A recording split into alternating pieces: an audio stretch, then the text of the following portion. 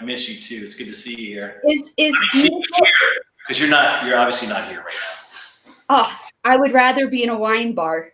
Trust me. Jody, do you mind if I share this simulcast that you just did? I hope that you do. Do you see how to do it? This is technology. I'm working on 2 computers at once. Here it is. Okay, here I go. I'm going to do a watch party. Ready? Yeah, ready? We're going to have a virtual party. I think it's Rich Start annoying me probably. Oh, here it is. Right there. Start. Would Rich really bother you when he knows that you're doing something? Would he send me pictures of like you in compromising positions while we're doing this? Yeah, he totally would. You know what? Do you remember, and I'm not going to do it, but do you remember when we had, we were at the Keswick Theater, and I really bother you when he knows it.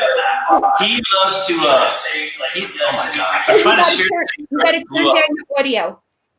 I'm so sorry. Now I'm trying to share my thing. I'm going to do it one more time, and then I'm going to turn it off. Okay. Ready, steady, go. Start.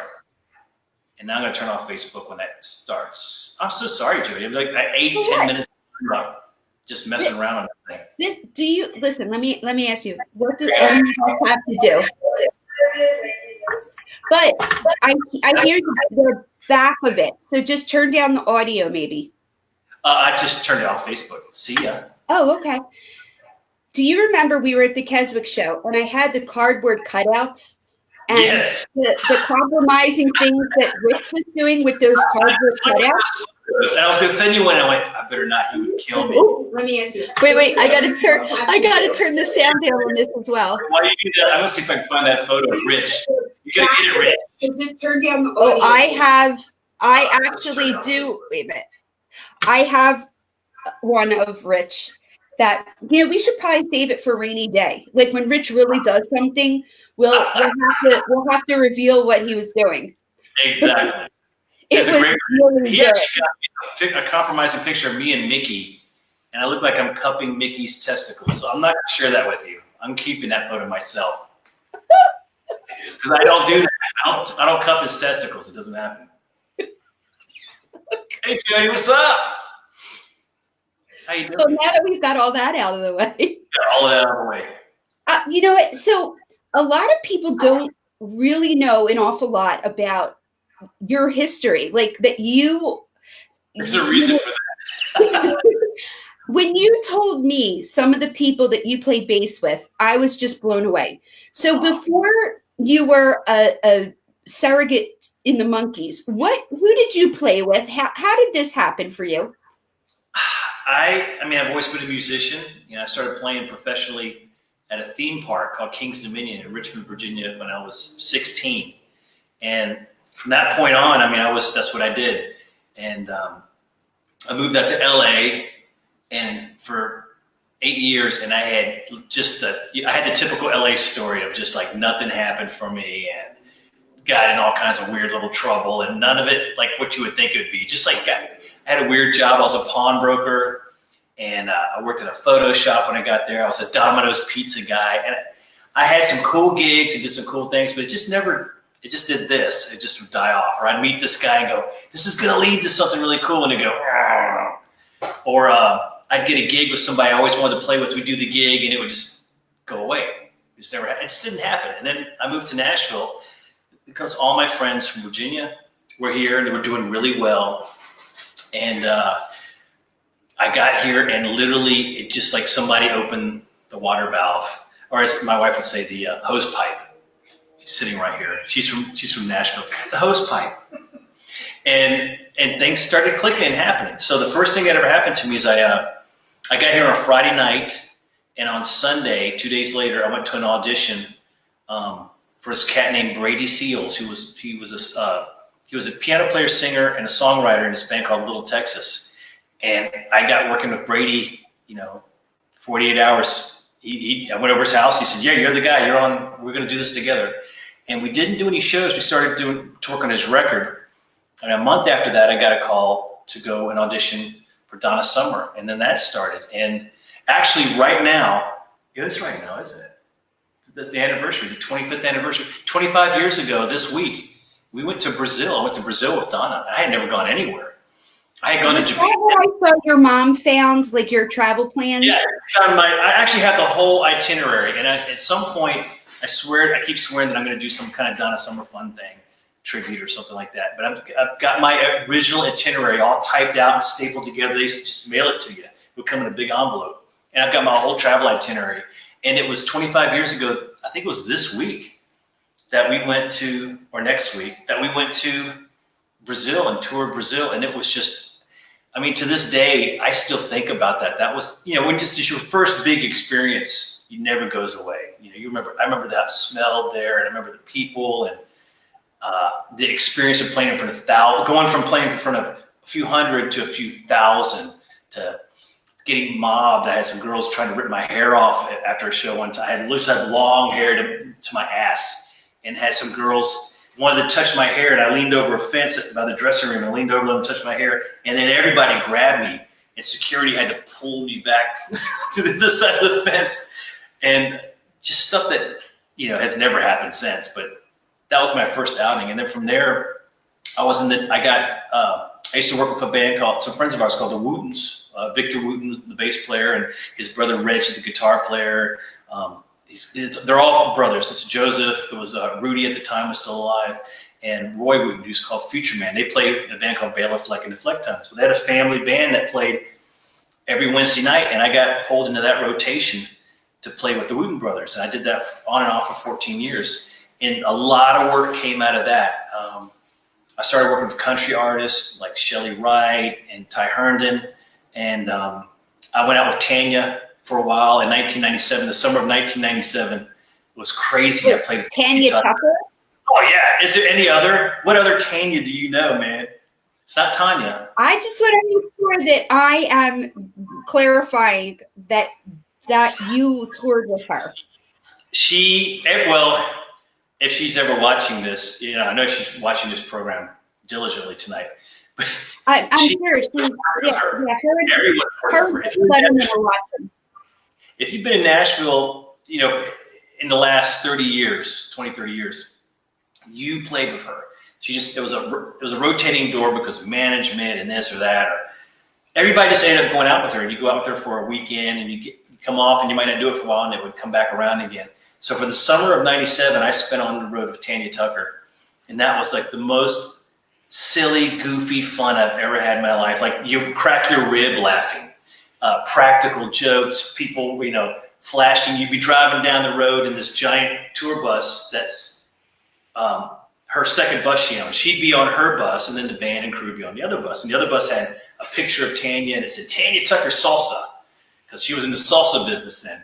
So everybody you drove by knew who was on that bus or who owned that bus. It was no secret. And the guys in the band would flash people driving by. Little old ladies and men would pull up like all excited, like, oh, there's Tanya Tucker on that bus. And then ass cheeks would get pressed up against the window. And that's why at the Monkees concert, I remember a little old lady sitting next to me, and you turned around and they go, that's John Billings. I don't know why. I know. Do I remember? Because if I do, I don't know who that is. But Tanya's band, that was the most fun that summer, and I really didn't interact with her because she'd be on her bus and she'd come out for the show and then get off after the show. A lot of country artists would do that. You don't see them. You see them at the show. That's it. And so I got to travel with her a little bit. She had to come on our bus for some Canada runs, but what was Donna Summer like? Donna Summer was very cool. She was the queen, and a little bit, you felt like she was a little bit like royalty, and you treated her as such. And it was a big organization. It was like the Monkees. There's a lot of crew and a lot of band. It was a high-end gig for sure, in the sense that there's a lot of, you had bureaucracy, you had management people, and all these people up until you got to Donna. But at the sound check, she'd come over and she'd be that girl from Boston. She'd go, hey, Billings, how's your family? How's the kids? How's everybody doing? How's it going? Okay, I'll see you. Stumble off. But she was amazing. Every day we did a sound check that was anywhere between 2 to 3 hours long. and how she sound checked. And she would come out, and a sound check is, it's like you've heard, everybody here's heard Mickey talk about what a sound check is. That's us really just going through the equipment. But Donna's sound check was she would come out and she'd check her mic really quickly. It'd be over in like 10 seconds, a little more, a little less, a little more reverb. She loved a lot of reverb in her phones. But we would write songs. She would just go, like the keyboard player was Nathan. Nathan, play me something, anything. And he'd start just noodling on piano. She didn't like it. She would try something else. If she liked that, then she would just start singing. And the sound man every day for 17 years had a recorder at the sound console, and he would record every sound check. And she would get all these, it was crazy to see. There was no paper anywhere. She would just start writing songs. And then she'd go to another change. We'd go to a change, and that would be the chorus. And she might not use any of them. She might use a piece of this, use a piece of that, but she used soundcheck as a songwriting tool. And it was remarkable to see. I've never seen anybody do that to this day, where they just walk up and just create on the fly. She would just start spitting words out. And some of it was like, spitting words out. And sometimes she'd come up with the coolest stuff. And a couple of songs made it to recordings. She had a song called I Don't Want to Work. And that actually was ended up on a record. And that song came out of a sound check. We were all on tour and we were tired and bored and didn't want to, we're just like over it. We'd been going. And she wrote this song called I Don't Want to Work. I don't want to work so hard. And so that actually turned into a song. But she was cool. She worked hard for the money, and then she actually sang the whole teenage years for me, because every bat mitzvah and bar mitzvah, the last song was Last Dance. Right. And you knew as soon as you heard Last Dance, call your mom and dad to come pick you up outside of where you're at. I think if you're at our age, at our advanced years, that was everybody. That happened for everyone. Do you think I pick it up if I'm on? Do you trump Mickey calling me? Yeah, I'm really busy. Grab the phone and go, I got John Billings. I go, who? John Billings, who? I had to decline it. You declined. Ladies and gentlemen, Jody Ritson has declined to call for Mickey Dolenz. But know that I love him, and I swear I'll call back shortly. When I remember when Donna Summer, when she passed away, that I felt like a big part of my childhood had died, but you guys didn't even know she was sick, did you? It was a extremely closely guarded secret.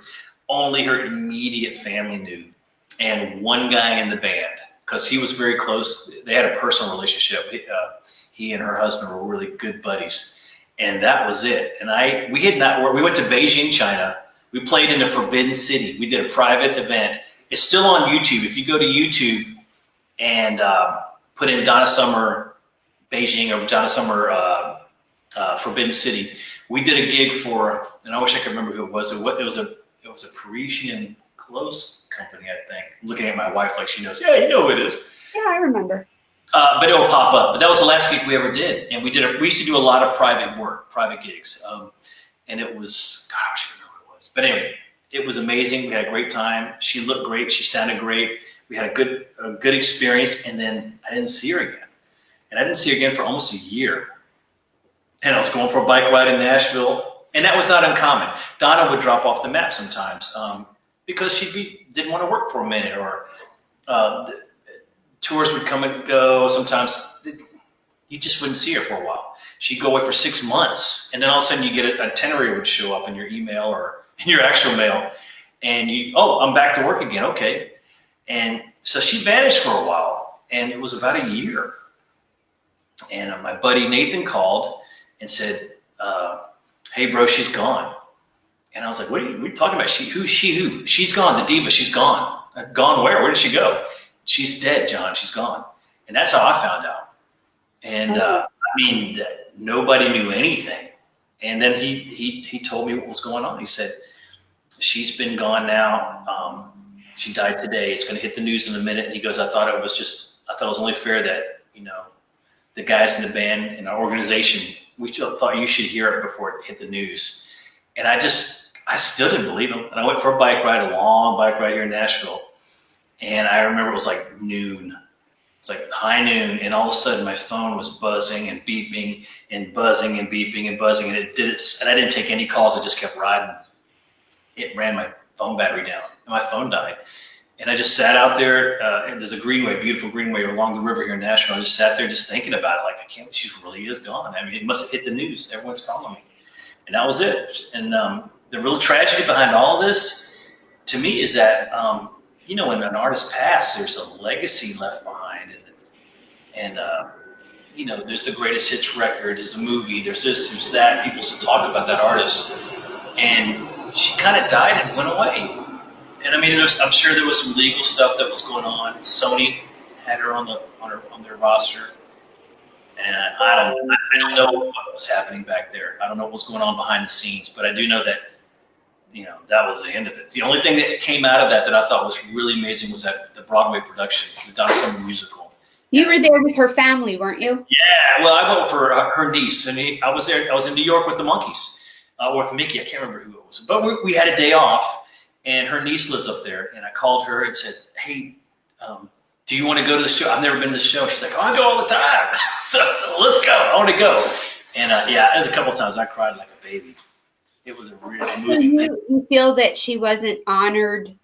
Yeah, I definitely should have been. Like a Whitney Houston but yeah, she didn't get the same. She didn't get the same regard that like Whitney did and Aretha did, and Donna was as big as any. Donna was like Michael Jackson in the 80s. I mean, let's be for real here. And here's the other thing about Donna: she could deliver like nobody. It wasn't like she was fabricated or tuned or a one-trick pony. That girl could sing anything. She could sing opera.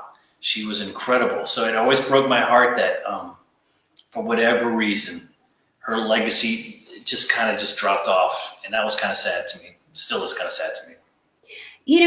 I feel like that's the same thing that happened with Peter Tork, that when Davy passed away, it was a huge story. And then when Peter did, I felt like it just fizzled out right away instead of probably being, there was no Good Morning America and stuff. I think some of that was because Peter hadn't been active. He was ill and hadn't been active, and nobody really knew what was going on with him. And he was a very private guy.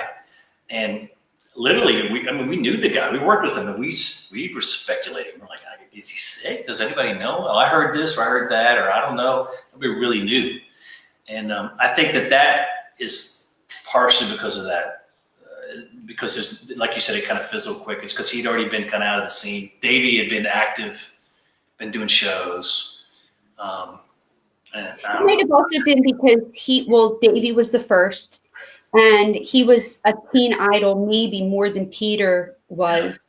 But still, like, I know exactly what you're talking about, where you feel like they didn't get what was due to them. Yeah, exactly.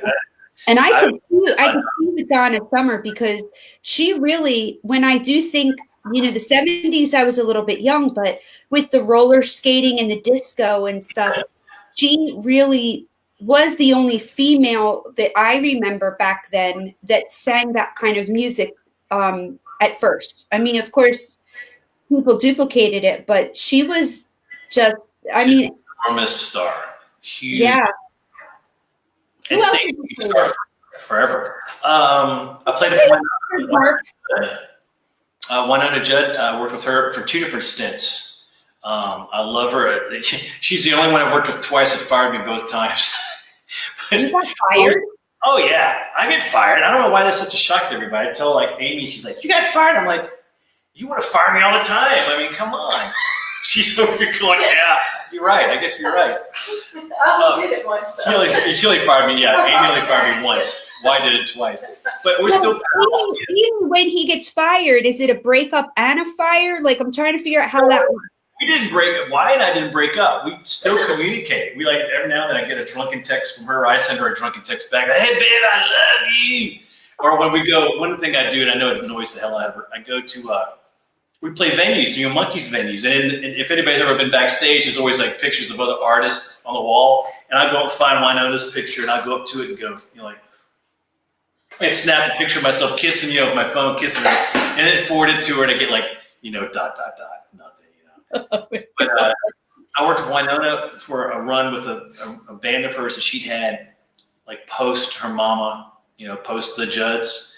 And then she's, as all these artists always end up doing, they switch gears and like, I'm going to try something else. And she kind of went with more of a CCM band, like a Christian band, gospel band, and did that for a minute. And then when that ended, she wanted to go back to her kind of more rock vibe. She was she was dating this guy, Cactus Mosier from Highway 101, who's like a total, he should have been in Rolling Stones. He's got the clothes and the swagger, and he's like the sweetest cat and a true rock and roller in the country world. And he dragged her right back into rock and roll. And we'd do a show. We would play Led Zeppelin rock and roll. And there's Winona Judd screaming rock and roll, which you got to see on YouTube. The girl kills it. She's amazing. What a powerful voice. It was crazy being with her and Donna because they both have an amazing vocal ability between the two of them. They were unreal, really were unreal. But I stayed with her up until that big Monkees run in 2013. The summer of 2013 was like a 7-week long run with Nez and Peter and Mickey. And I couldn't, it's funny, in Nashville, you can be on multiple gigs. Yeah. You can play with the Monkees, and you can play with Winona, and you can play with Tanya Tucker, and you can do it all at the same time because nobody anymore really stays on the road. They don't live on the road. Sometimes rock bands do, but artists typically don't. Donna would go out for 2 weeks, and then she'd be done for months. What do? I got to make a living. So I'd fill it in with these dates with this person or Winona. So I was working with Winona, the Monkees, Mickey, and it wasn't anybody else. It's just those. I always differentiate Monkees and Mickey. Those are like two solo show versus the two different modes of travel and everything.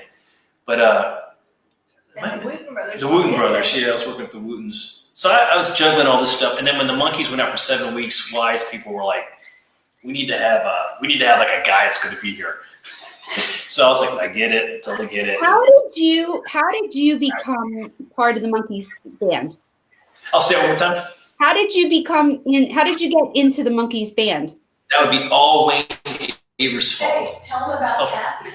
Tell them about Cat. Oh yeah. All right. So anyway, I get this call to go play at a lesbian bar in Nashville called the Lipstick Lounge. It's run by these two twin sisters named Rhonda and Jonda, and they front this band, a blues band. And the guitar player was this guy from New York named Wayne Avers. And I had never met Wayne. I didn't know. Nashville's, it's a small town, but there's so many musicians. It's easy to miss somebody. And the drummer on that gig was a girl named Kathy Stamps. And Kathy Stamps is now my sister-in-law. It's Amy's sister. She's like one of the first drummers in Nashville, and she was playing percussion on that gig. But I got to know Wayne because we started doing Friday and Saturday nights together. Wayne was telling me these crazy stories about working with these guys called the Monkees. And I said the same thing everybody says. You mean the real Monkees? And they're alive? Yeah, those guys? Which ones are alive and dead? Well, I don't know. Who, what? I had no idea. And I grew up with the Monkees like everyone did. I didn't see them on TV until I visited my cousins, in Washington, D.C. And it was on TV there, and I'd see the Monkees there. And then when I go home, I could never catch it on TV. And I was born the week the Monkees show came on. I was born September 16th, 1966. And my mother's maiden name is, and my first car is, no. And so I never caught the first show. I had to catch it in reruns. And I just remember flashes I just remember being a little kid and just seeing flashes. And the one weird flash that's in my brain is Mickey. You're going to have to help me because I don't know. Okay. He is in the background of a scene, and he's talking to Mr. Schneider? Yeah, he's having a conversation with Mr. Schneider. And for some reason, that is like burned into my brain somehow because it was such a weird looking thing to see this man talking to a puppet in the background, like in the back. Until you know him. And now, and to me, in that first time, you're like, wow, this is so surreal. It's like when I got Donna's gig and was auditioning, and then auditioned and then rehearsed, and then she came in. And it's like it had never really set in until she walked in the door, and I went, holy shit, that's Donna Summer. That's really Donna Summer. This isn't a game. And it was like that the first time I went out and played with Mickey. Wayne, to get back to that, they had lost Jerry. Jerry had passed, and Mickey was in between. He didn't really have a bass player. I think he had a guitar player that played some bass. And Wayne just said, we need a bass player. We need somebody to come here and lock it down. And would you want to do a weekend? You want to do a gig? And I said, yeah, of course. So I charted everything out. He gave me the Monkees Lives DVD with Peter, Davey, and Mickey. And I just made a bunch of notes, wrote parts out, kind of guerrilla style, because I knew the hits. I was like everybody else. I kind of knew, oh yeah, that was a hit. And oh, Last Train to Clarksville, and oh, yeah, that song Pleasant Valley Sunday. Didn't even know that was the Monkees. Okay, that's cool. All right, I love that song. And made my charts. And Wayne and I played on a Friday night at the Lipstick Lounge, which was gigging until 12:30 or something like that at night. And then I went home and I went, damn, I'm going to review the book and tighten up my notes and listen. So I stayed up all night. And he and I had a gig. My first Mickey gig was in Tacoma, Washington, in the parking lot of a Sears. There was some kind of like a thing going on. And it was a Sears parking lot, and we were out at a tent. So our flight was early that day. So I stayed up all night. I didn't go to bed. Got on my plane with Wayne. I think I might have slept a little bit on the plane. Flew across the country. Got to the hotel. Went back to work on my charts, reading, looking, listening. Got to the gig. Now I'm like punchy. I'm really punchy.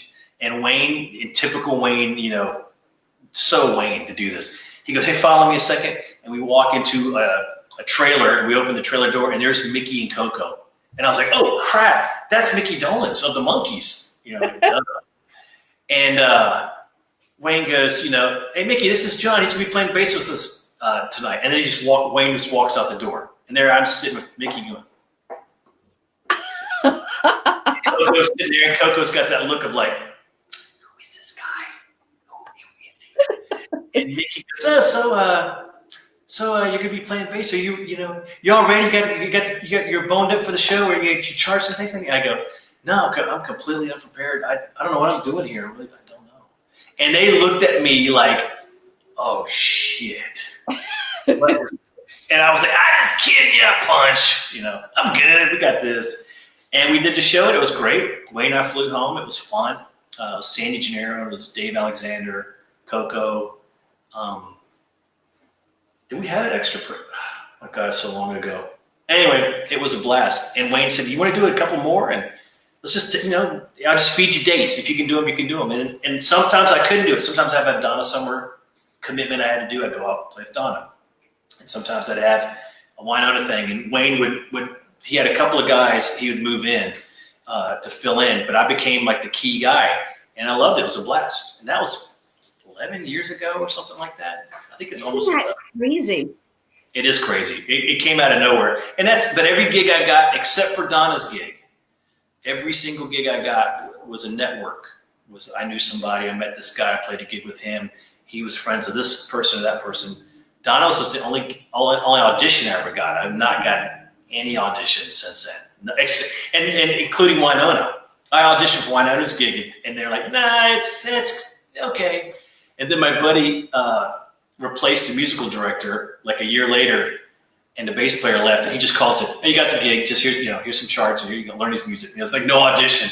And I go in there, and I'm like, don't hire me, see how that goes. When did Nashville become, like, I know this is going to sound really stupid on my part, but not knowing the music business, I always had thought that if you want to be a musician, you have to go to LA. And then about 7 years ago, I started hearing people say that they were looking to move to Nashville. When did that shift happen, that if you are a struggling musician, you don't go to LA, you go to Nashville? I think it was a lot longer than that. I think 7 years is when, I think you're right. The 7 year mark was when that show Nashville was like in full swing. And that's when everybody really took notice of this town. But frankly, I mean, Donna moved here when I came here. I've been here 25 years now. She moved here like the same month. People were coming out. I remember going to, everyone has to rehearse somewhere, right? So there's a big business here in rehearsal studios. There's a couple of gigantic rehearsal studios. Your Prince, before Paisley Park, would come to Nashville and rehearse here. And you never knew, because you could set all your production up. You could get your lights and cameras and staging. and do your whole show for real, and then put it on trucks, and they would leave from Nashville. But people would come here for rehearsals, and they go, "Wow, I like this town. It's quiet. It's affordable." Back then, Nashville was really affordable. My first house was $97,500 when I bought it, and that was in 1997. And now that same house is, it's like $350 or some crazy thing like that. But it was affordable. You could come here, and then when I lived in LA, there was no hope of me ever owning a home. That was not going to ever happen, and none of my friends did. I had one buddy that owned a house, and that was it. Your apartment life for the rest of your life. And I got here, and everybody owned a house. I was like, "How do you guys own houses? Don't the banks laugh you out the door?" And no, you go into a bank and you go, "Oh, I'm a musician, and I know what you're going to say." And they go, "Well, who do you play for?" "Well, I play for this person, that person." "Can you show me a pay stub?" "Well, yeah." And then all of a sudden they're like, "We'd love to do business with you. Let's talk about this." And you have a house. And so the word got out, and now musicians are like, "Well, I'm going to leave LA and I'm going to come to Nashville." And at that point, you got Garth Brooks and Tim McGraw and all these heavy hitters that are doing arena gigs. So now there's work to be had. You had the whole machine here in Nashville, which is a giant machine. It's not, some people say it's cookie cutter, and there's an argument to be made about that, but you have demos that are written by, you have songs that are written by songwriters. There's a whole publishing industry. The biggest is here. And then the songs that make the cut get turned into demos. Well, so there's musicians that have to play on those demos, studios that have to be hired out, producers that have to be hired out to produce these demos. And then the demos get sent to artists, and the artists go, "I like that song." And then they recut the song with all new musicians in a new studio. There's this whole machine. Everybody was working when I got here. Everybody had a gig. Everybody could get on a bus on a Friday and come back on a Monday with money in their pocket and then do sessions through the week.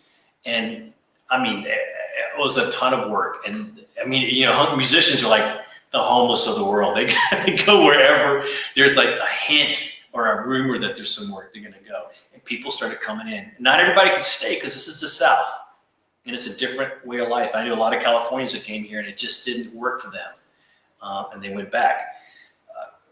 I was shocked when I went to Nashville. I wasn't looking forward to it because I'm not into country music, and I was like, I just didn't think I was going to like it. And then as soon as I got, is it Broadway? That one where the Moody guy is, we walked down that street and everything was rhinestones and blue, and I thought I hear Bon Jovi and I hear AC/DC when I ride through there. Like the thing you don't hear is country music. There's like no, two it was like 150 degrees. Yeah.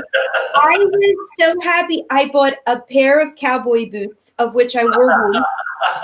Just because, and then I wanted to buy a cowboy hat, and I thought in Lansdale I'm going to look ridiculous being dressed like a cowboy, but I loved it there. Everything was eating outside, and I think the Foo Fighters did something like a place called Blue Jay or something. Oh, yeah, that's he's played there a couple times. He's gigged there, and I mean, it's nothing to bump into people like that all over the place. There's a whole rock scene that's here. A lot of these rockers that were big in the 80s and the 90s, they can't, I don't say they can't afford to, but I mean, they're paying a fortune. They're paying a premium to live in Los Angeles. And frankly, you don't have to live there anymore. These days you can live kind of anywhere. But it's nice to be, and this is what I'm finding. I find this for myself, and I find this in other people that come here. It's nice to be in a community of like-minded people, of other musicians. And there's Guitar Center here in Sam Ash, and there's the mom and pop music stores. There's recording studios everywhere, all over the place. They dot the landscape. Smaller ones now, the bigger ones are kind of gone. But you're in a community of other musicians and other people. You're not a stranger in a strange town. Your neighbor, my neighbor, is a bass player that grew up here and now does a Wooten Brothers gig and plays for, Rick Derringer. Rick Derringer. He's Rick Derringer's bass player. He lives right, but our backyards line up to each other. And he used to play for Leanne Womack, and he plays for all kinds of people. He's part of the Nashville fabric, the fabric of Nashville, because he was born and raised actually a couple miles from the wine bar that I'm sitting in right now. There's a girl down the street, Ryan Medora, who plays for Robin Ford, and she has a book out, and they're everywhere. Musicians are everywhere. You go. Amy made so much fun of me because we moved to Donaldson, a little town called Donaldson, which is where the airport is, and it's 6 miles from downtown. I mean, you could ride there on your bike. But to me, it was like, it's Donaldson, it's so far. We don't know anybody. And I got here, and Wayne lived here. And Wayne goes, hey, let's go to the Waffle House. I'll meet you for lunch. And I knew everybody in the friggin' Waffle House. The girl behind the counter was the ex-wife of a guitar player I played with. And it was like, holy cow, this side of the town is still not quite developed. It's not quite what Nashville's become. So all these musicians flocked to Donaldson. But that's not uncommon. I lived in East Nashville for years. And you go pick up your kid at the school, and there's this guy's famous guitar player, famous drummer guy. You see people all over the place. Jack White, you see him wandering around. You see everybody. You see anyone. That's amazing. So it is. It's like a little LA in the fact that it's more LA, and it's more. You can interact with I hate to call them stars, but successful musicians and artists. Keith Urban is going to go to the Kroger to get his groceries, and you can bump into him there with Nicole. You can see them at a restaurant. The Rascal Flight guys, you see them around town. We have Amy and I here at the wine bar. We have this thing called Off-Road Ramblings where we invite musicians to come out, and we've had the guitar player for Accept, the German band Accept, sitting here drinking wine with us one night, and Michael Wagner, who was the producer, was responsible for all the 80s rock and that sound of the 80s. He's single-handedly that's his thing, hanging out with us here. You bump into people all over the place like that, and it becomes no big deal. There's no paparazzi. Most people are cool and don't act up. So it's really comfortable for people to come in from LA, and they're not harassed. They might be approached. Somebody might go, hey, I'm a big fan. The eggs are down, they're like $2.50 on aisle 5, but I'm a big fan. Peace out. And that's as bad as it usually gets. Well, that's how you do it. See, I had something in Red Bank, New Jersey once, and Bruce Springsteen is a resident of Red Bank, New Jersey, and I was in somebody's studio, like a gym or something like that, and they go, oh, there's Bruce.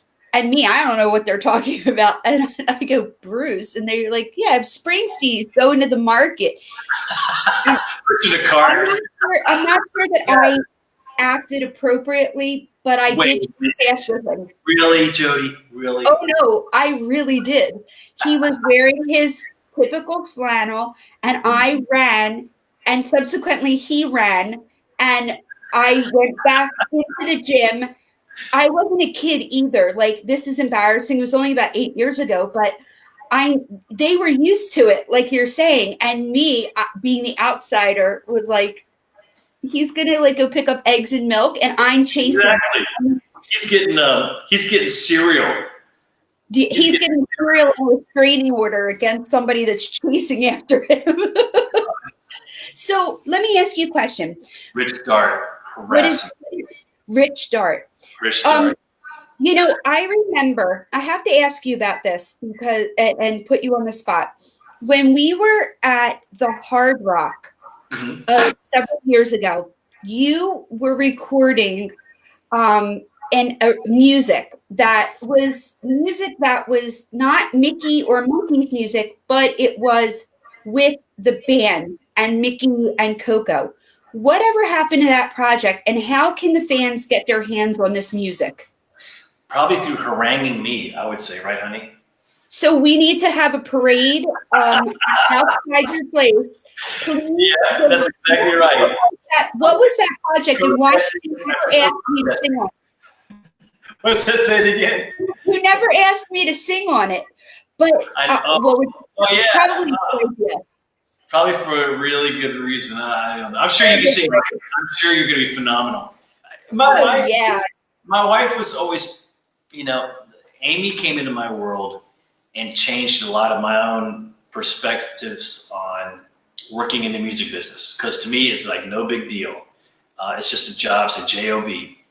And people would ask, And after a while, fans want to talk to you, but 90% of the time when fans talk to you, you're the conduit to the artist. So they want to talk to you, and they'll eventually go, so where's Mickey staying, or where's Donna? Is Donna in this hotel, or Winona? Is that her bus out back? And you're like, you don't really want to talk to me. I get that. You want to know where Winona is. She's over there. See you later. Bye. And you just get used to it. It becomes blasé a little bit, and even the stories, to me, they seem really funny to me, but I can't imagine somebody else finding them funny, like not pooping on the bus, stuff that because you've been on tour. But sorry, Jody, you probably did, didn't you? Didn't you? Whose bus was it? Was it Mickey's bus or Nez's bus? Which one was it? Admit it, girl. Anyway, so I assume that I just assume that nobody wants to hear that crap. And Amy was like, everybody wants to hear that. She'd always go, why are you not telling these stories, or why are you not, why are you not sharing this, or why don't you make music and for the fans? And I go, the fans don't want my music. They want Mickey's music. They want Peter's music, Donna's music. And it took her a long time to get through my thick head, because I'm the most stubborn person you ever met. And I was like, no, I'm not doing it. No, I'm not doing it. No. And eventually, I just broke. She broke me. And I thought, she's sitting over here going, I'll murder you, mother. And I talked to Wayne and Rich, and I'm going to try to go back to the day. It's so embarrassing it's taken this long, but it was at the end of a run, a Mickey run, I think it was. Was it Mickey? We did Mickey solo. Mickey solo show, and we did a run. In 2018. God, so embarrassing. I'm the slackest. It's I used to do this for a living. When it's your own thing, it's like a carpenter. A carpenter goes and does a job, he knocks it out. But his wife's always like, but he won't build my shelves. It's taken a year to build my shelves. I don't think that you guys probably don't realize that you are celebrities. I know you all. That's really funny to me. But you all laugh. But when you think about, if there's a room of 500 people, there's only like 7 people that are on the stage, and we're looking at you for 2 hours, 2.5 hours, and you don't realize that you are a part of that magic that we're staring at. We don't always just stare at Mickey or Nez or Peter or Davey. We're staring at the band also. So you're kind of important in our world, I used to do shows of Donna.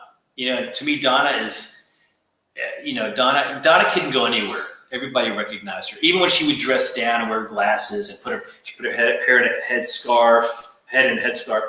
And, that's her, like, I'm in showbiz. I don't want anybody to know me.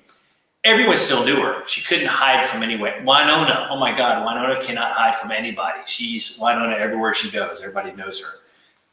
And I would play for these people, and I could walk off the stage, put my bass case, like wearing a bass case that says I'm the bass player. And I could walk through the front of the house and right out the front door, and nobody would look. And I got used to that. I got used to that kind of invisibility. And it's nice when you're anonymous sometimes. It's nice that you can just walk right out the front door and nobody would even notice it. I got really used to that. And it was with Rick Springfield that all went away. Holy cow. Why did it take us 44 minutes to get to Rick Springfield? Well, let's be honest. It's Rick frickin' Springfield. He is, and he's a hot sumbitch. He's 7 years old, and he looks incredible. He looks amazing. I'll tell you something. When Rick Springfield, when I realized I was getting old, I'll never forget this. Waking up and like Entertainment Tonight or whatever saying that Rick Springfield was 50. And 50 was like, oh my God, he's like about to die because I was like 20, I thought about you when I turned 50. I'm like, I've only got a couple years left at most. I'm closer to 50 than I am 40 almost. So I totally understand. But that man, and I've been watching his live shows, and what was it like playing with Rick Springfield? I loved it. It was a lot of fun. It was as close to a rock gig. I had done rock and roll in LA, long hair rock, But I did it at the Roxy, at the Troubadour. It's a couple hundred people. That's as much as it gets. Rick, it was like, holy cow, there's a few thousand screaming women in here, and they are women they're middle-aged women. I hope that's not slight. Is that a slight, baby? They're of age between. Amy's going, careful, like 30 to 50. They're women with money. They're women with means.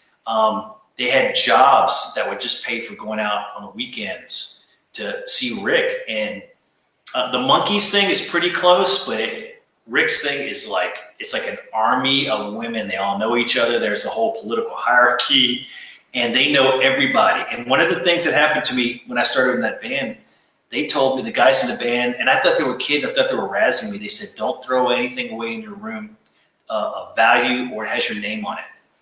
And I found out later that the fans were going in all our rooms. When we would check out, they'd pay the maids to go in our room, go through the garbage, and they would look for. They had to have code names. We all had code names, so they're always trying to figure out what our code name was, and which I can't remember mine.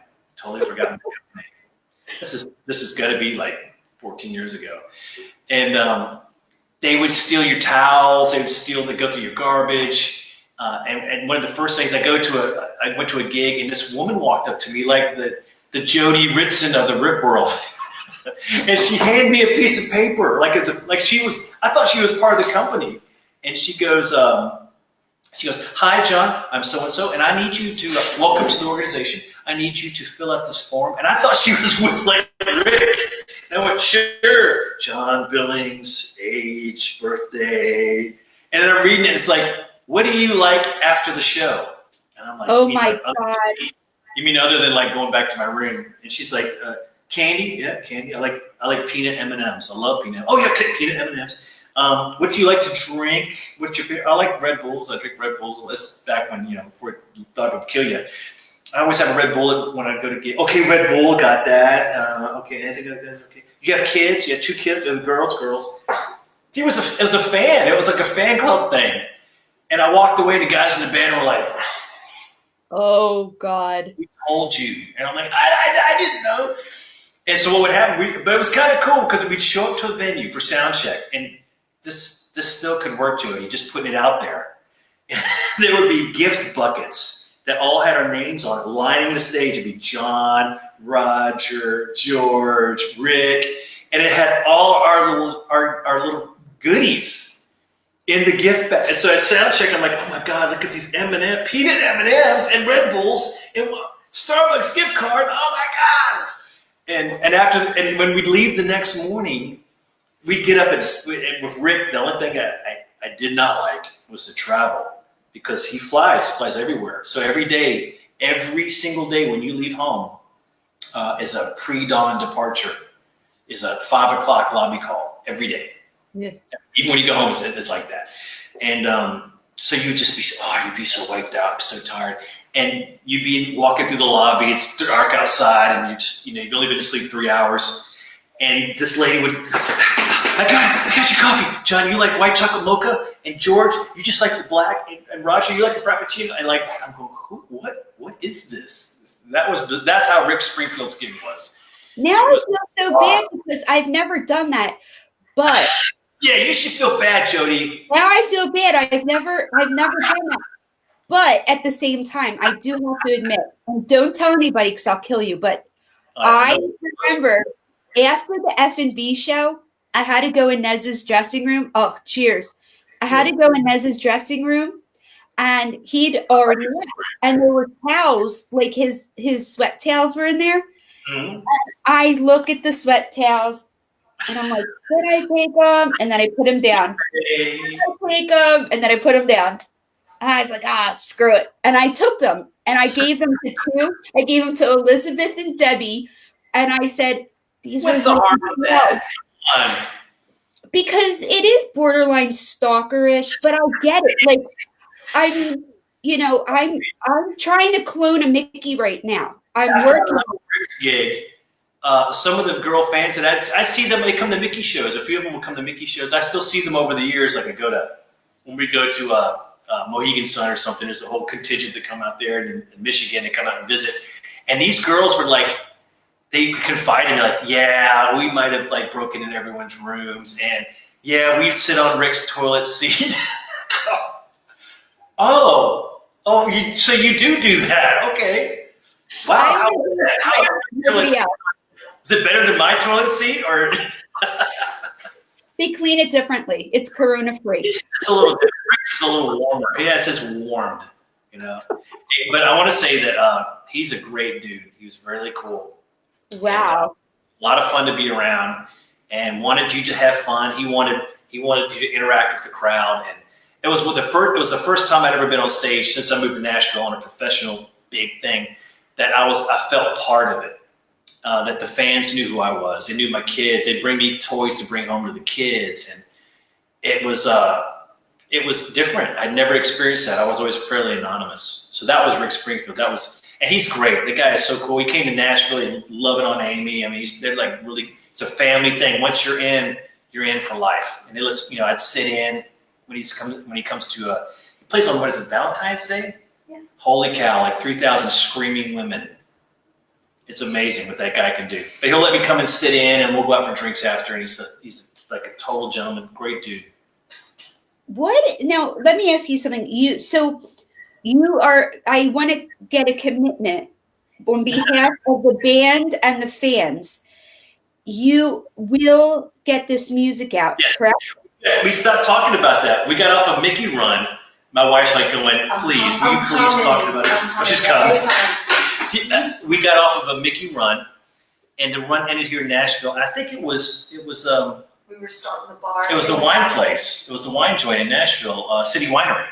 We had done a bunch of wineries, and the run ended in Nashville. So I went to Wayne and I went to Rich, and it was just a crazy idea. I went, man, I know you guys it's going to annoy the hell out of you. How about you stick around town for a minute? Wayne was living in Florida, but I think he just stayed for another day or two, or maybe he hadn't moved yet. I'm not sure, but he stuck around for a minute. And I hired out a studio, and I said, why don't you guys bring 3 songs to the plate, and I'll do the same thing. And I didn't have any songs. I went to my buddy Brad Henderson, and I worked on a couple of ideas, and Brad's the songwriter of the two of us, and Brad polished them up and made them songs. Wow. And Wayne brought in songs. Rich brought in some stuff that he'd done before. We were basically recovering his material. A girl named Famali, and I'm having trouble remembering the other titles, but they're basically we were going to recut his songs. And it was really an experiment. It was just us 3. I didn't know if this was going to be something that's going to be any good, anything was going to come out of it. I just didn't know. And it was great, and I had a blast. I call up David, and I go, David, David Alexander, I need to get you to Nashville. We did this thing. I need you to play keys on it. So we flew Dave in, put him up at the house. Amy fed him like a king, and Dave put parts down and things, sang on some stuff, and then Dave brought a song in, a really, really good song. It's like a George Harrison sounding song. It's beautiful. And he put that down, and then I was like, well, what are we doing? What am I doing here? Are we doing this for real? And I thought, I know Amy's like, see, I told you it's going to be cool. And then I'm like, yeah. And I flew Coco in. I brought Coco to Nashville. She spent a couple days here, which that was a really fruitful trip because it spawned this thing, not my breast, but this shirt. That actually came from Coco's trip here. I brought Coco down from Nashville, and I had learned early on, you never ask, when you work for an artist, you never ask them to be on anything that you've done of your own. It puts them in an awkward place. They usually don't ever want to do it. It's always one of those things where like, I'm really busy, I'm tied up, I can't make it. Ask me some other time. They don't really want to do it. So you just get used to never asking. And Coco told Mickey that she'd gone to Nashville and sang on this record that John was working on with the guys. And Mickey took me aside at the next gig I did with them. I just said, John, why didn't you ask me to be on your record? And I was like, you want to be on my record, Mickey? He's like, I would love to. It'd be great. And I never had anybody do that, ever. He's different. He's a different guy, and he really wanted to be part of it. And I was like, well, I got the song that I'm working on, and I was going to sing it, but do you want to sing it? Yeah, I'd love to sing it. And I was like, and I'm covering a Monkey song, and maybe you do your backgrounds on that song. Whatever you want to do, John, just whatever you want to do. And Amy and I used some miles that I'd accrued and flew out to LA and got in the studio and tracked Mickey on 2 songs. He's singing backgrounds on a song, and he's singing. I wanted him to sing the whole tune called "Because of You," but I've got him I think it's going to be a duet. I think we're going to bounce off of each other. I still haven't really quite decided. And then all of a sudden, I'm like, holy crap!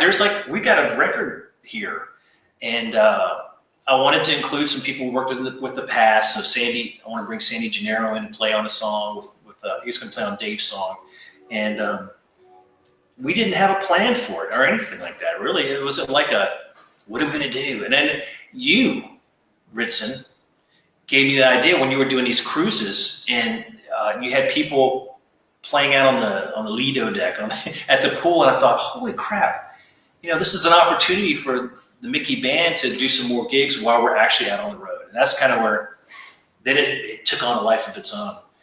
And then Amy and I opened a bar, and everything came to grinding halt in our lives. Temporarily. So then I also want to talk to you about the bar. So you opened up the bar, and Nashville Jams, first of all, best, the shirt. I have been getting people asking me because I have a great shot of you and Mickey wearing that shirt. That's right. You were in Australia. That was so cool. How do we get that shirt to the fans? Like, what do we do? There's only a small amount. Let me talk to my business partner about that. But they can pre-order if they want to order. She says we're left with. We burned through all of them except for our smalls and extra small. And extra small, they're all sizes. Like I wear XL. I'm a husky boy. I'm fluffy, and I'm wearing a large. And other than the fact that it's pushing my boobs up, they're all sizes. It's the bra that you wear. Yeah, my bro, not my bra. They're sized in the sense that I could wear a large when I normally wear extra large. So extra small is not like for a teenage girl. You can pick those up right now on our Facebook page, but I'm going to put them on our company page on our, which I sent you a link to that. Yeah, I'm going to put all the information up. Yeah, with COVID-19, we had to go live online so people could order food from us and pick it up or get deliveries. But I'm going to put that on. I'm going to put this on there. We also have the actual Nashville Jam session that started all this stuff from a visit from Coco Dolan's, ladies and gentlemen. Look at that! Bam. Now those are jams. So what is different from jam and jelly? Oh, yeah, honey. What is it? Jam actually has pieces of fruit in it. Jam has pieces of fruit in it. Jelly is strained. Jelly is strained. Ah, so this is like the more like pure, like the real stuff. Jam is the real deal. And Coco had come to our house to do backgrounds on this record and sing. She has a track of her own. I think a really sassy track, actually. She's going to be pretty badass. She's probably the best singer, period. She did. I wanted her to do more of like an Aretha delivery, and she delivered. But I had Amy distracting Coco with shiny things so I could get microphones set up and stuff like that. Amy was in the other room making jam. She was making jam. She was canning her own jam. And Coco was fascinated and came into the kitchen like, what are you working on? What is this? And Amy said, well, this is how you can jam, and you heat up the cans, and you put the lids on, and you do this or that. And Coco was like, that's just amazing. And Amy goes, look at us. We're having a Nashville jam session. It's like light bulb went off on her head. And the craziest thing was we got this into the Nashville airport. In 2023, we actually applied for and got a kiosk, which was they're not given out. That's awarded to you. Amy got a kiosk at the Nashville International Airport in 2023, and it's going to feature the jams. It's going to feature products from Nashville, from Tennessee, and music from Tennessee, music from Nashville musicians and stuff like that. But it started with a can of jam. And that's so you're a small business, and to keep things real, you're a small business who, when COVID hit, it wiped out all of your jobs. Like your backup for music and all the different things that you do with sound, and you record stuff. You did our karaoke video. So your home job, also everything got canceled all at once because of this. Bass is just one of the things that I do in life to earn a living. I'm a videographer and I do location audio for film and television. So when CNN comes to town to talk to somebody, they bring a cameraman and a producer, and that's it. And they hire a local sound guy. So I do sound for people. I do all kinds of location audio sound. I put the lav on people, put the mic on Dave Grohl, and I got the mic on Dave Grohl and Dolly Parton. I got to put a lavalier mic on Dolly Parton. So the same hands that practically felt me up felt up Dave Grohl. That's what you're saying. I touched Dave Grohl's chest, and it was quite a chest. And Dolly's chest was magnanimous. It was a chesty chest. It was good. It was quite a chest, I'll tell you no. Dave's thing was crazy because I worked for HBO. I get hired by companies, National Geographic, Nat Geo, Military Channel, and all these cable shows you see, like Travel Channel shows. Production companies call, and I got a call from HBO, and it was a last minute thing. Can you be at a recording studio tomorrow at 3:00? Yes, I can. And it turned out to be like less than a mile from where I was living. And they just said, here's the address, and you're gonna record two guys talking. Well, they'll be on camera, and you just record the conversation. Okay, I'll see you there. And I showed up at this recording studio, which was just a box building on the same street that I lived on, barbed wire on top, kind of a rough part of the street, like you would not be walking around there in the evening. And I pull in, and no one's there. I'm the first guy to get there. And I finally get an engineer to let me in. Just the place is so secure, it's locked up. It's not huge, but it's just, you can't get in. I go into place, and I go, hi, I'm here with the HBO guys. And he's like, well, just, you can leave your stuff there and check out the studio, whatever you want to do. I start walking around, and I see all this vintage gear, vintage keyboards, vintage drum sets on top of drum sets, microphones. I go in the control room, and I'm a recording engineer. I recognize the consoles of every studio I ever go in, except for this place. I'd never even seen these recording consoles. He had two of them. Yeah, who has two recording consoles in a control room? And I go, Black Keys. This is the Black Keys. This is the guy, Auerbach, Dan Auerbach from Black Keys. I'm saying, butchering his name. And it just dawned on me. I was like, who else would have all this vintage gear, have the money to have it and sustain it? And the HBO guys show up, and they're like, I guess you figured out this is, Black Keys recording studio, Dan's place. Yeah, oh yeah, I know. He goes, okay, so here's what I need you to do. I need you to mic up Dan when he gets here, and Dave's going to show up, and you mic up Dave. And that's all I said, Dave. I don't know who Dave is. And Dave Grohl walked in the door and walked up, and I go, Dave Grohl. And he's like, yeah, dumbass. And super cool guy. And I go, well, I'm your sound guy. I'm going to put a mic on you, Dave Grohl. And that was it. Smell good. He looks a little dirty, but does he smell good? It's very clean. He was really clean. He did a show, and I'm sure you've seen it because you're a Grohl fan, where he would go to towns and record music with artists and talk about the music that was in that town. Well, this is the national one. And then during that visit, he went to the Bluebird and performed on acoustic guitar at the Bluebird. Okay, so that was when he was doing the HBO special where it was for Sonic Highways, I think. Yeah, Sonic Highway. Yeah, that was it. That's who I billed, at least. That's who I billed. And that was over in like 2 hours, and then he left, and I was too scared to even ask for an autograph or say, I'm the bass player for the Monkeys. Maybe you like me, I never tell any of them that I work for anybody. Sherry Hansen is asking if you ever played baseball in Milwaukee with Rick and the band versus Potawatomi Casino. Potawatomi. Potawatomi is a casino in Milwaukee that Rick does every year. He stays there for he usually does a 5-show week because it's a convergence. Everybody converges. It's like if the Monkees did a residency somewhere for a week, and all fans from all over the globe descend on that town. And that's the Milwaukee gig at the Potawatomi Casino. I did not tell Sherry, I went to a ball game. We got invited to a ball game, and we all went to the game, but I didn't do any playing. But that gig was so fun. We stayed at a hotel called the Pfister. And, the fans stake out the elevators. Like you show up, there's fans in the lobby. You got to talk to all of them, get photos, and then you get in your elevator, and there's somebody. The doors open. There's like, "Hi, could you sign this for me?" Okay, 4 please. Here you go. It's nice to meet you. Okay, bye. And an hour later, you're like going to go out to go get a bite to eat. The door opens. Hi again. And that was all week of that. But I love that. It was, to be in one town. You could I walked all over Milwaukee, covered all of that city. I love that gig. That was fun.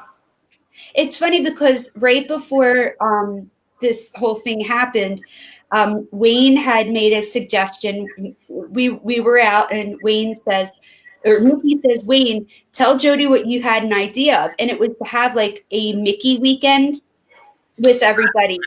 And I looked at Wayne and I go, "You like me?" I thought you were going to say, Wayne has a suggestion. He was going to go, "Yeah, you're fired, Jody." That's what I thought you were going to say. No, that's a great idea. And I think being in one place for multiple evenings, even if the gigs don't bring as much cash for the artist, like Rick did this, it's like him, this is his way of giving back to the fans. And he makes himself really available. We see, every time you walk in and out of the lobby, there's people there, you speak to them. It would take me 20 minutes from the time I left my room to get out the front door to go to Starbucks. And then the same thing, on the way back. But Rick did that. You guys don't think that you're like rock stars, which amazes me. Because I don't feel like that, that's for sure. Well, you know what? All of you are so humble, and you all know your place where you never take advantage of anything, but yet you don't realize that to us, you guys are the Monkees band. You are just rock stars. That never really occurred to me until like literally a few years ago that I started going, wow, I'm really kind of like in the band now. Because you always feel like you're on, and anything I've ever done, you always kind of feel like you're the temp. There's never a guarantee doing this professionally that you've got a job the next day. And I used to watch guys lose gigs all the time. I still do. I had a call from a guy the other day who's in a really big, heavy-duty touring band, and the band is actually salaried. And because of COVID-19, he goes, wow, we just got laid off.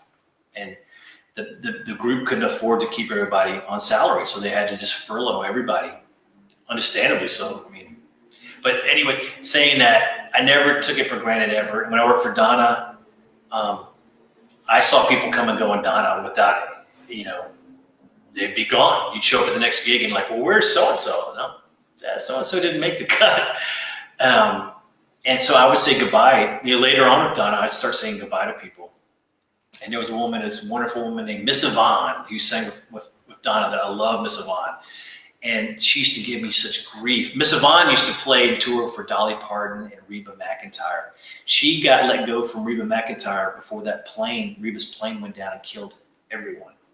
She was going to be on that plane, and Reba had a big, off with their heads moment and got rid of a bunch of people. And Miss Yvonne would not be here today if she had not gotten terminated when she did. But anyway, I used to say to Yvonne, when we'd leave, I go, Miss Yvonne, I love working with you and I love you and I can't wait to see you again. She'd go, John, Billy, stop saying that. You act like you're not going to be here next time. And I go, hey, you never know. And then one day I never saw Miss Yvonne again.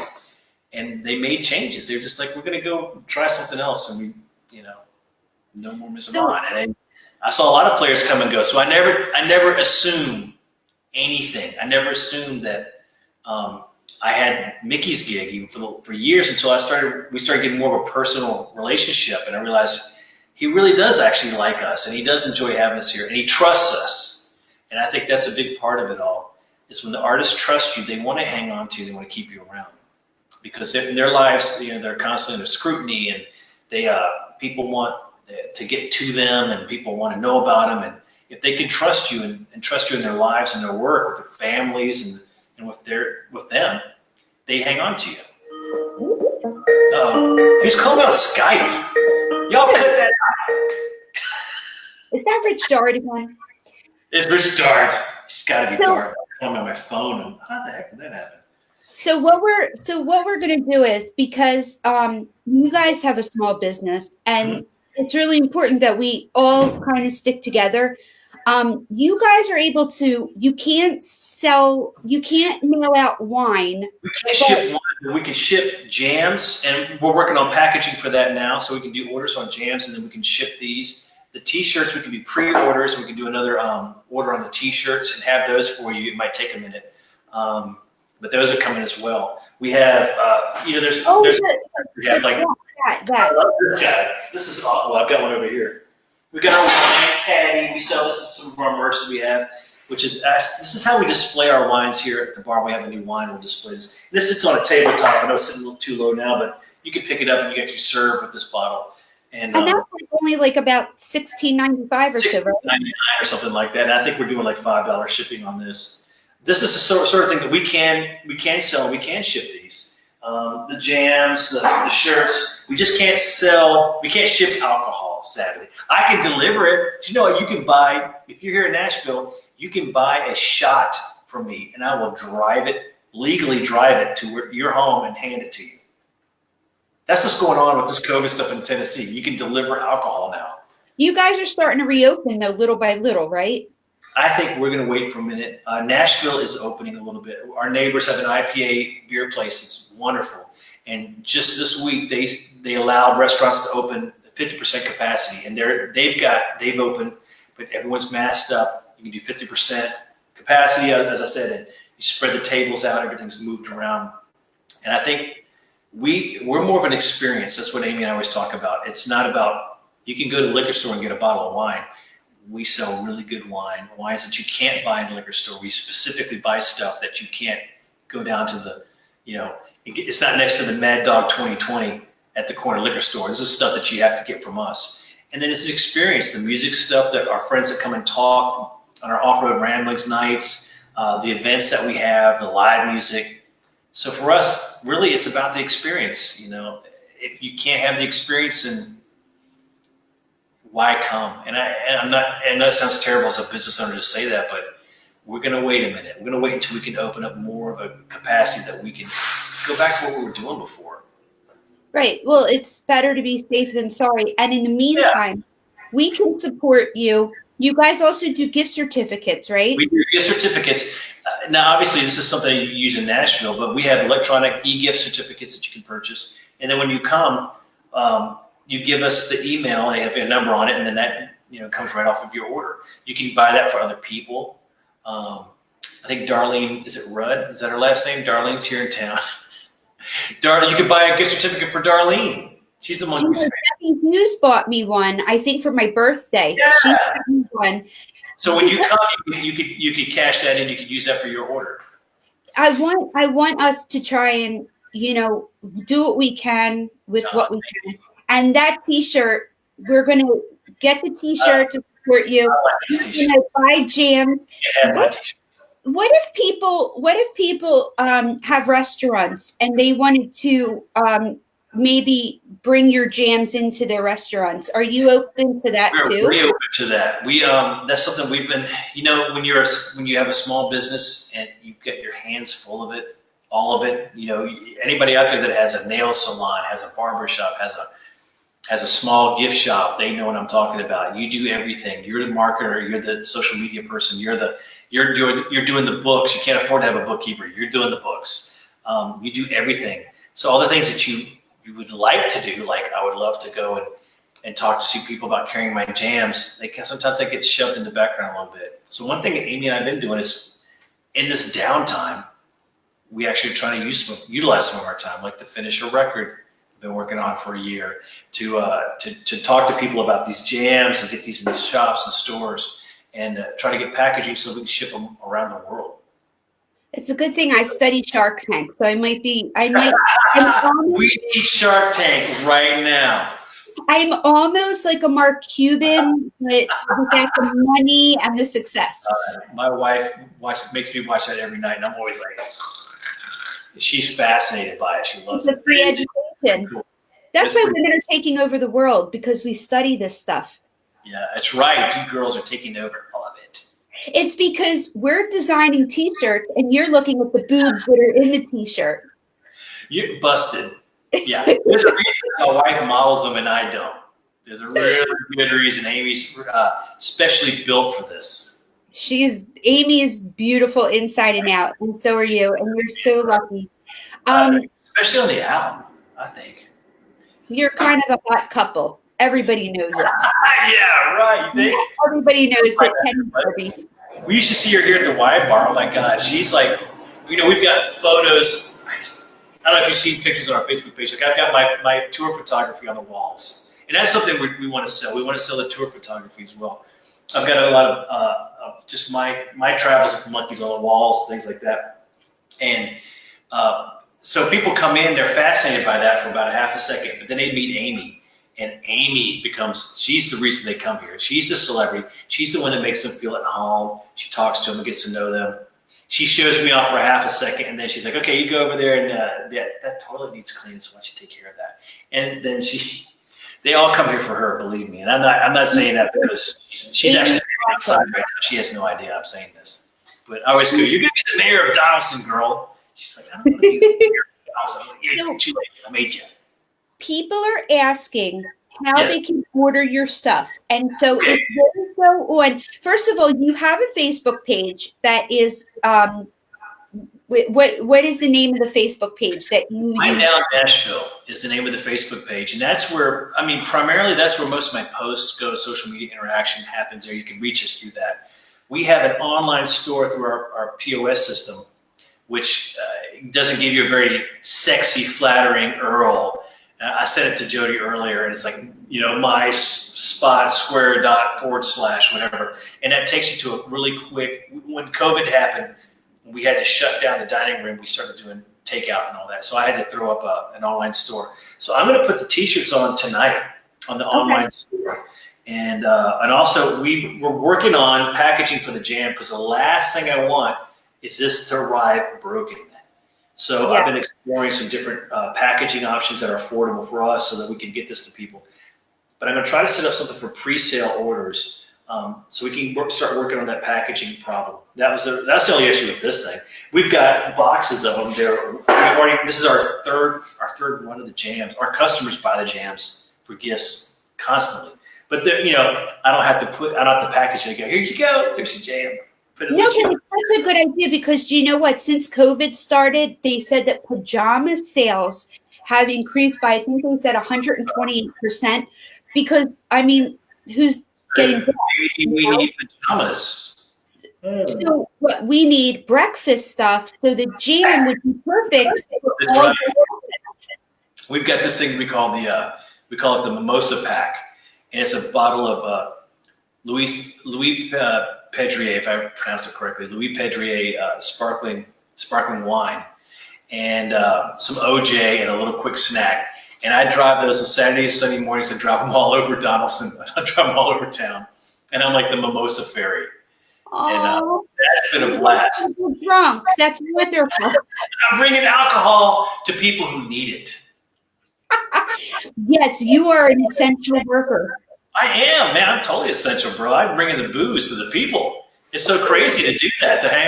But it's so funny that I show up on people buy. Most of what I do is people buy them for their friends, and it's $25. It's an easy gift for people to do, and they won't tell their friends. So I show up. I'm wearing my mask, and I've got my black work gloves on, and then I set everything down on the porch. I step away, and it's every single time. It's like, in America or the world right now, everyone's scared of whoever's at the door for obvious reasons. But they'll peek their head out like, what do you want? I have champagne and OJ. Have you a mimosa pack from your friend? And their whole vibe changes. And now suddenly we're best friends. I love you, man. Thanks, bro. Wow. Duty, sir, man. You are a hero, and I tip my hat to you. Thank you very much. I expect a Blue Angel flyby at any moment to celebrate. It might be a paper airplane, but I promise. Yeah, already falling to the ground. We're like, So but good. you're right. This is amazing. sorry. No, go ahead, talk. No, I was saying that we had to every day we reinvent ourselves as the laws change, as access change, as common sense. I don't know which side of the fence of common sense you're on that day. But things that make sense to us business-wise, health-wise. We don't want to be infecting people. We don't want to get infected ourselves. It doesn't make sense to do some things. It makes sense to do other things. The delivery stuff. Every day we have to reinvent the business to keep the business operational, keep the lights on. And one of the more amazing things that's been happening is we have some really close friends of ours who who buy stuff from us. And I'm like, I have a buddy that lives like 25 miles away, and he drives here and picks up food in a mimosa pack or a wine flight. And I'm like, I know that you could go to the corner liquor store and get yourself something that you would like. And they do it. They're doing it to keep us going, so that we don't go away. And that's like the stuff that brings a tear to your eye. It's been really beautiful. That's what this is all about. That's what, the fans are about. That's what the loyalty is about. It's just what we can do for one another. We're just. Well, one thing we could do for each other is this tour get back on track within the year or the beginning of next year, and then we go back to our Skirmahorn party down here at Wine Down Nashville that we talked about. We are going to have such a kick-ass party in Nashville. We were planning on it twice already. So I know.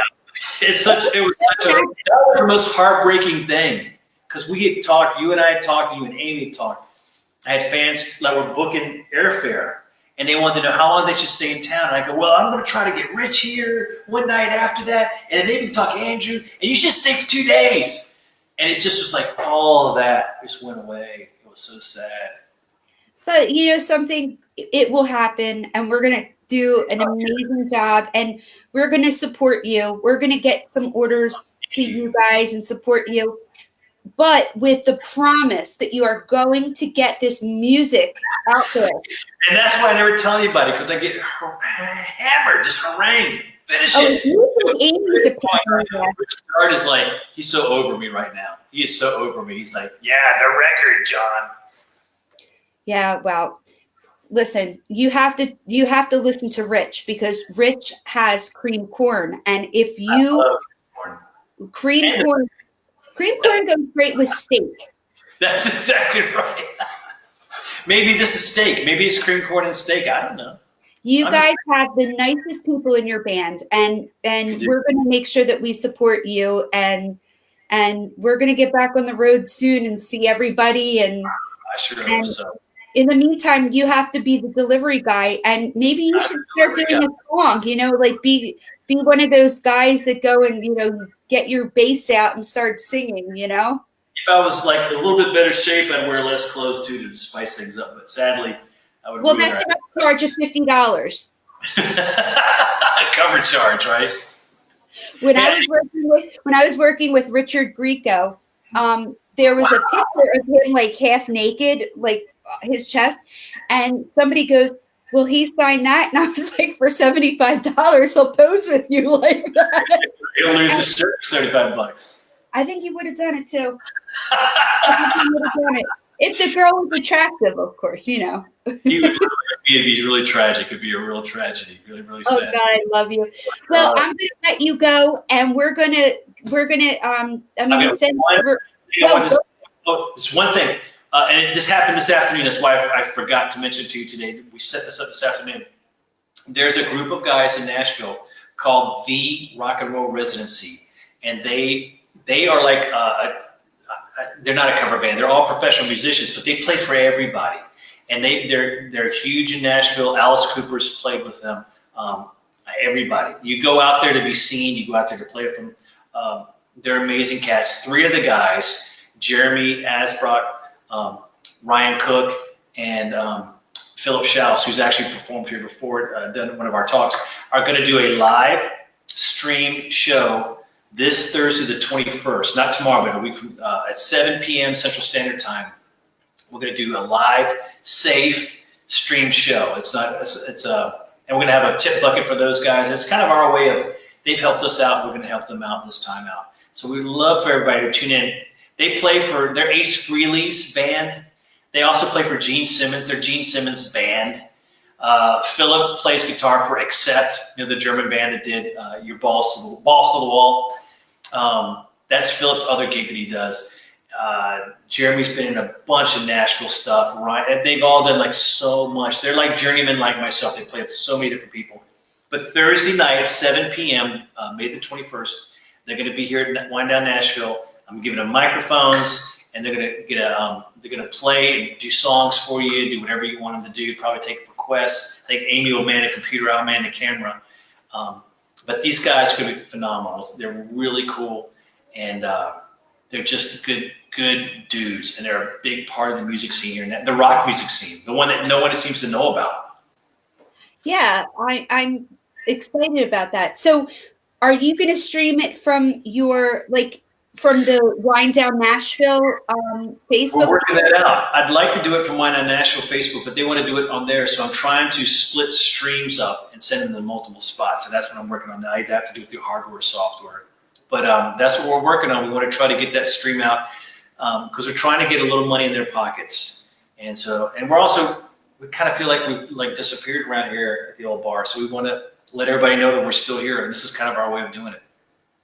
That's amazing. Well, we're going to make sure that we tune in, and then we'll all create watch parties. Right. Details will come, and I'll have I'll have an event page and a link, and you can go here and then watch party. That's how you do it, Jody.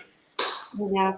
I was going to call you tomorrow and tell you, but now that you've just had that epiphany, We're all bringing our laptops. So I'm like, well, but I'm shooting it, and it's going to be the audio, and you want to do it with me? That's right. Watch party. They can all put it on their Facebook pages because these guys have thousands and thousands of fans. It's pretty cool. I'm so glad. But listen, thank you so much for hanging out. Thanks for having me. This is a total blast. And you know what? Coco and Rich didn't jump on and ask a bunch of inappropriate questions. So it's win. They might have. I'll have to go back. I know what Rich would ask you, but I'll have to ask Amy that. I'm not going to ask you on live TV. No worries. I love you so much. Give me my best, and I will be talking to you in the next day or two. I'll talk to you, and we're going to start ordering stuff from Wind Down Nashville. We got stuff, man. I'll put it all up tonight. It'll be on our website tonight. Good. Get to work and finish that CD. Thanks so much. I will. I love you, sweetie. I'll talk to you later. See you soon. Well, there you go. So we're going to go to Wind Down Nashville. Check out Amy and John Billings' store. See what they have there, because a little gift you can send to whomever you want to, and it's not expensive, and everybody eats jam. I wish they could send the alcohol. Anyway, and we're going to check out on May 21st, their show, the live stream. We're going to check that out. Friday night, Dave Alexander is going to be joining me, and we're going to ask him about his over 30 years playing with Davey and Mickey and Peter. And then Sunday, Michael Nesmith is hanging out and talking with me. So this is all exciting. Thank you so much for tuning in. I'm glad we made it another day. We are all safe and healthy and happy. And I will see you guys Friday night with Dave Alexander. And make sure that you check out Wind Down Nashville. Love you. Have a great rest of the night.